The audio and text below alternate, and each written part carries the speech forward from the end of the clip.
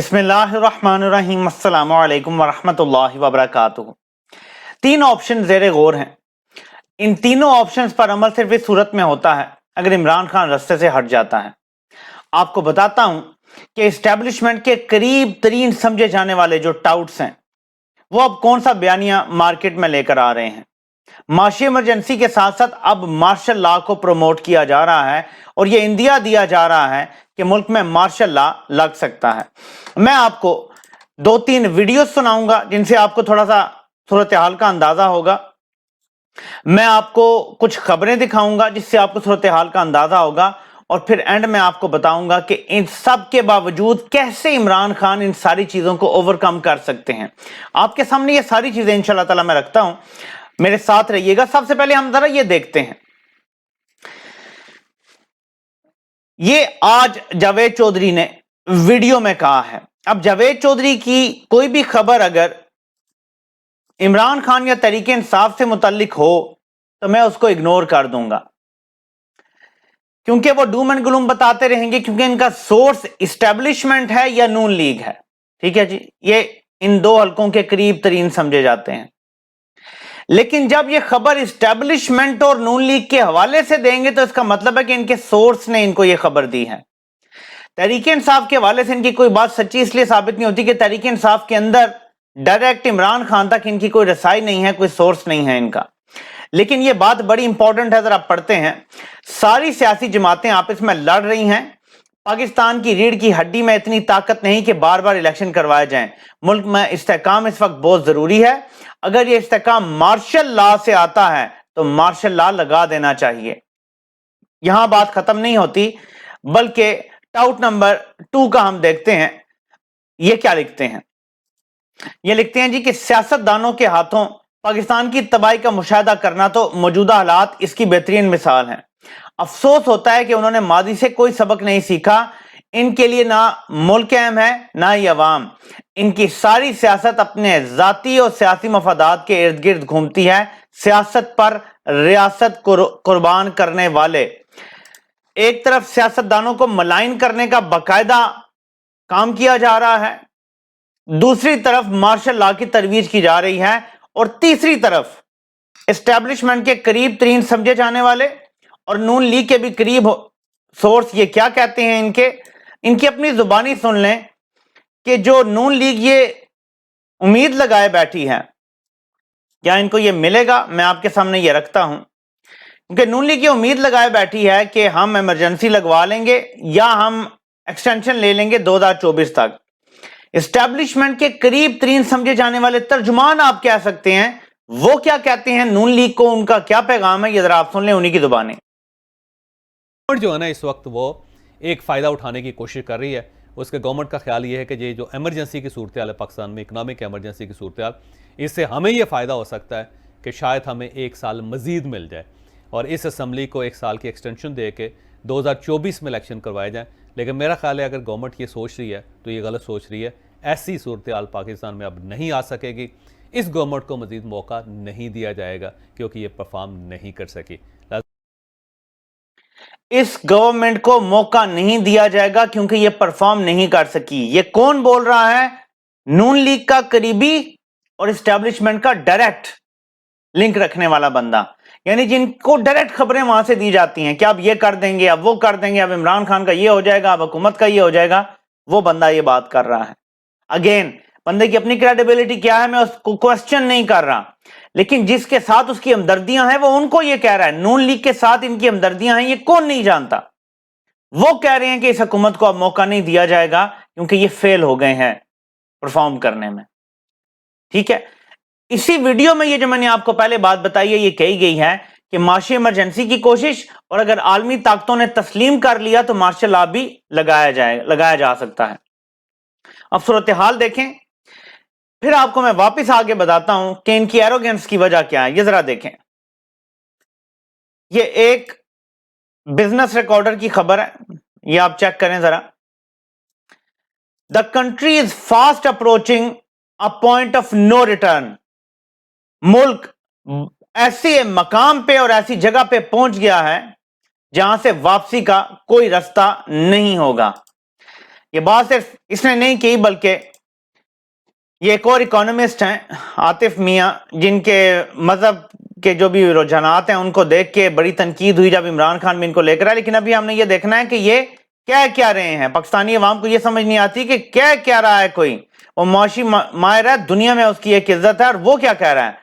وہ کہہ رہا ہے کہ the damage will last years, جو تباہی نکال دی گئی ہے یہ سال ہا سال تک لاسٹ کرے گی جو انہوں نے کر دیا ہے اس ملک کے ساتھ. اب جب حالات اتنے خراب ہیں پھر اتنی ایروگنس کیوں کہ اعجاز الحق بھی کہہ رہے ہیں کہ اگلے 8-10 دنوں میں عمران خان کو نائل کروا دیا جائے گا. عمران خان خود کہہ رہے ہیں کہ مجھے نائل کرنے کا پلان ہے. بہت سارے سورسز یہی کہتے ہیں کہ الیکشن کمیشن نہیں تو وہ فلانا کیس. لیکن اب آپ دیکھیں ذرا کہ نون لیگ کے قریبی سمجھے جانے والی ایک ترجمان کیا کہتی ہیں، یہ ذرا ان کی اپنی زبانی آپ سنیں، آپ کو پتا چلے گا ان کی فرسٹریشن کیا ہے اور یہ کمپنی سے کیا ڈیمانڈ کر رہے ہیں. یہ ذرا سنیں. پہ کسی بھی چیز پہ نااہل کرنا ہے آپ کیجئے.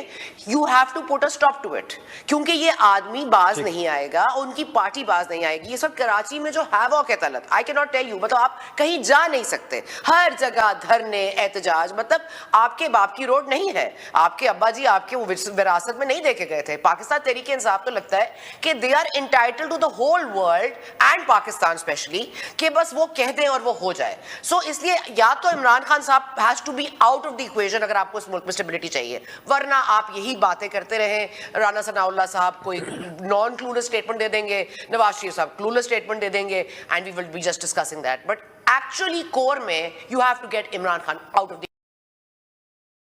عمران خان کو کسی بھی کیس میں، وہ ٹیرین ہو، وہ توشہ ہو، وہ جو بھی ہو، نائل کریں، ایکویشن سے نکالیں، ورنہ اسٹیبلٹی نہیں آئے گی.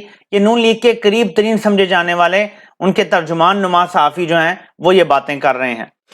مفتاح اسماعیل نے کیا بتایا یہ بھی ذرا سن لیں کہ نون لیگ کیوں گھبرائی ہوئی ہے الیکشن میں جانے سے. اب یہ مفتاح اسماعیل جو نون لیگ کا 6 ماہ وزیر خزانہ رہا ہے، ابھی کچھ حالات بے شک خراب ہیں لیکن بندہ جو بول رہا ہے وہ قابل غور ہے. ذرا سنیں. مسلم لیگ نے یہ قدم اٹھائے جو میں وزیر تھا، جس سے آئی ایم ایف کو ہم واپس لے کر آئے، تو اس کے بعد ان کو الیکشن میں شکست ہوئی، جس سے پارٹی جو ہے وہ گھبرا گئی ہے کہ یہ مسلم لیگ نون پنجاب کے جو الیکشن تھے اس کے بعد گھبرا گئی ہیں، اور یہ وہ وجہ ہے جس کی وجہ سے اکتوبر سے انہوں نے روکا ہوا تھا آئی ایم ایف کا پروگرام. اب یہ بادل نہ خواستہ جا رہے ہیں یا ان کو گارنٹی دے دی گئی ہے کہ ٹھیک ہے عمران خان کو ہم نائل کر دیتے ہیں، آپ کریں. یہ اب آنے والے چند دنوں میں پتہ چل جائے گا، لیکن آنے والے چند دن بڑے اہم ہیں. ایسے میں جب حالات اتنے خراب ہوں ملک کے، میرا آپ سے سمپل سوال ہے کہ اتنی ایروگنس کیسے ہو سکتی ہے کہ ملک کے سب سے پاپولر لیڈر کے خلاف کبھی آپ کسی کو لانچ کرتے ہیں، کبھی کسی کو، اور آپ یہ رسک کیسے لے سکتے ہیں کہ اس کو نائل کریں اور ملک میں پھر سے انتشار آ جائے. طریقہ تو ایک ہی ہے نا کہ فری اینڈ فیئر الیکشن ہو، کوئی دھاندلی نہ ہو، کوئی رات کو دیر سے رزلٹ نہ آئے، رات کو 12 بجے تک تمام رزلٹ مکمل ہو جائے. میں آپ کو کہہ رہا ہوں ساری پارٹیاں ایکسپٹ کریں گے اس کو. صحیح الیکشن ہو، حلقہ بندیوں میں کوئی خرابی نہ کی جائے. یہ نہیں کہ ایک گھر کے ووٹ، کیونکہ مجھے اطلاعات ملی ہیں کہ لوگوں کے ووٹ کراچی میں بھی تقسیم کیے گئے ہیں، مختلف حلقوں میں ڈالے گئے ہیں. یہ کام نہ کیا جائے، لوگوں کو ادھر ادھر نہ گھمایا جائے، جو پنجاب میں بھی کرنے کی کوشش کی گئی تھی. ہر چیز فری اینڈ فیئر کر دیں، یہ ایکسپٹ بھی ہوگا، اور جو حکومت آئے گی اس کو سب تسلیم کریں گے. آٹومیٹیکلی کرنا پڑے گا، اس کے علاوہ کوئی چارہ نہیں ہوگا. لیکن یہ جو آپ کی ایروگنس نظر آ رہی ہے، اس کی وجہ کیا ہو سکتی ہے؟ ایک خبر میری نظر سے گزری ہے، مجھے نہیں پتا اب یہ ڈیولپ ہوتی ہے، یعنی بزنس ریکارڈر کے اندر یہ چھپا ہے کہ جو امریکہ کا ٹریجری ڈپارٹمنٹ ہے اس کے آفیشلز یہ کہتے ہیں کہ وہ پی ڈی ایم گورنمنٹ کو مدد دیں گے. دوبارہ سنیں، U S decides to lend P D M government a helping hand. The United States of America is said to have increased engagement with Sharif administration. امریکہ پاکستان میں موجود پی ڈی ایم حکومت کو مدد دینے کے لیے تیار ہے، اور ان کی ٹیم شاید پاکستان آنے والی ہے.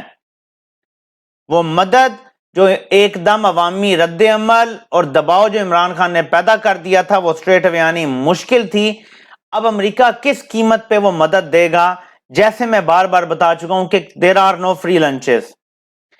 انڈیا کی بالادستی، کشمیر کو بھولنا ہے، اسرائیل کو جلد سے جلد تسلیم کرنا ہے، نارملائز کرنے ہیں حالات، اور اینڈ میں امریکہ کو ڈے اور یا ایئر اسپیس میں تو کچھ دینے کے بعد اپنا نیوکلیئر پروگرام رول بیک کرنا ہے.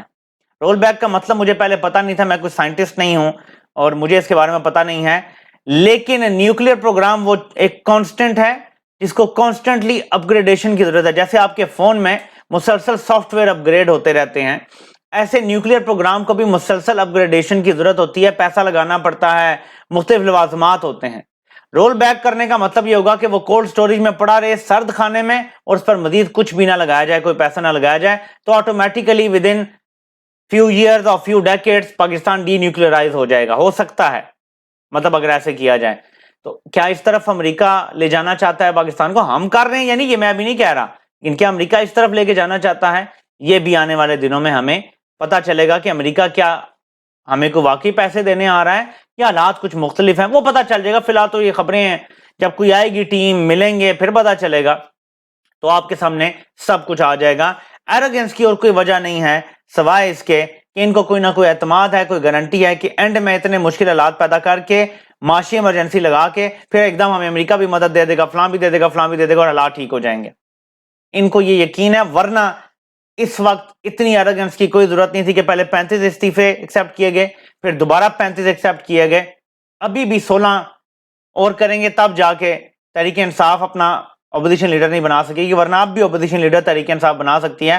راجہ ریاض کو بچانے کی کوششیں ابھی تک کامیاب نہیں ہوئی, اور میں جسٹس منصور علی شاہ صاحب بڑے ادب سے سوال کرتا ہوں کہ آپ جو کیس سن رہے ہیں نیب کے حوالے سے, ترامیم کے حوالے سے, آپ تو بار بار کہتے تھے کہ جو جماعت اسمبلی میں نہیں جا رہی اور یہ وہ, آپ وہ جانا چاہتے تھے اور انہوں نے استعفے قبول کر لیے ہیں. کم از کم اب آپ یہ کمنٹ دینے کے جو ہے نا آپ رائٹ نہیں رکھتے, بلکہ اب آپ کو نیب ترامیم جس طرح سے اڑائی گئی ہیں اس سائیڈ پر ہونا چاہیے, تاریخ کی صحیح سائیڈ پہ کھڑے ہوں. یہ کون سا ہے کہ ڈاکو سب کچھ چوری کر لیں اور بعد میں قانون تبدیل کر کے کہیں جی کہ تالا توڑ کے ڈاکہ مارنا جرم ہی نہیں ہے, اور اگر قانون میں یہ لکھ دیا گیا تو آپ کیا کہیں گے کہ یہ ٹھیک ہے, ایسا قانون مانا جا سکتا ہے؟ یہ جو نیب کی ترامیم ہے یہ اسی طرح ہے کہ اس میں ایگزیکٹلی لکھ دیا گیا کہ اگر کسی نے گھر کا تالا توڑ کے گھر کا سارا سامان خالی کر دیا, سب کچھ چوری کر کے لے گئے, یہ جرم نہیں ہے. یہ ہے ترامیم نیب کی. اب کیسے ان کو تسلیم کر سکتے ہیں اور ڈیفینڈ کر سکتے ہیں؟ تو امید ہے کہ اس میں سے بھی کچھ نکل کے آئے گا. بہرحال اگلے 10 سے 15 دن اہم ہے, سب یہ بات کر رہے ہیں.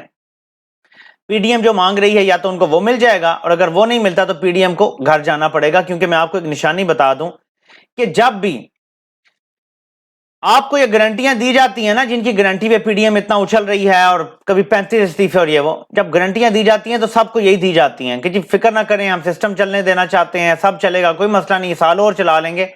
لیکن اچانک زمین کے نیچے سے نا, وہ کہتے ہیں پاؤں کے نیچے سے کارپیٹ کھینچ لیا جاتا ہے.